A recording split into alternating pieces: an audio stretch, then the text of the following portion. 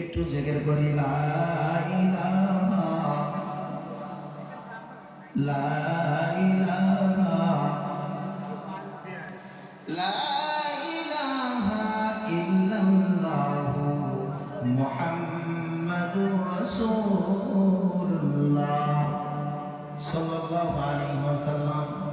আল্লাহ পাক রব্বুল আলামিন বলে দেয়, বান্দা শোনো, যদি ঈমানওয়ালা হয়, ঈমানওয়ালা আমি আল্লাহর নাম শোনার সঙ্গে সঙ্গে অন্তরের মধ্যে একটা কাঁপুনি হবে, অন্তরের মধ্যে একটা ঝড় উঠে যাবে, অন্তরের মধ্যে একটা কাঁপুনি সৃষ্টি হয়ে যাবে। এরপরে ওই ব্যক্তিকে আর দূরে রাখা যাবে না। আল্লাহু আকবার আওয়াজ দেওয়ার সঙ্গে সঙ্গে এই ব্যক্তি মসজিদের মিনারে যখন আযান হয়ে গেছে, এই ব্যক্তি আর দেরি করবে না। এই ব্যক্তি সঙ্গে সঙ্গে আল্লাহর কদমে সিজদা দেওয়ার জন্য আল্লাহর ঘর মসজিদে চলে যাবে। বলেন ঠিক কিনা? আল্লাহ পাক রব্বুল আলামিন বলে দিয়েছেন, এক ব্যাপার হইল,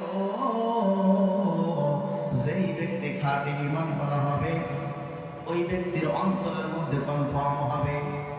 এ প্রিয় মুসলমান বন্ধুগণ, কান খাড়া করে শুনবেন।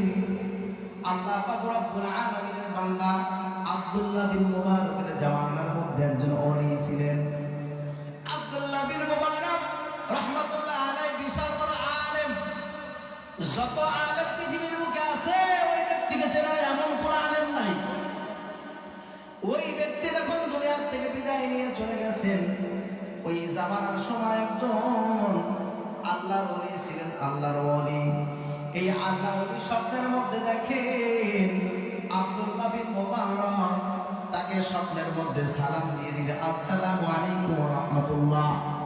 বলেন তো, মানুষের সঙ্গে দেখা হলে সর্বপ্রথম আমাদের কি বলতে হবে? জোরে বলেন না, কি করতে হবে?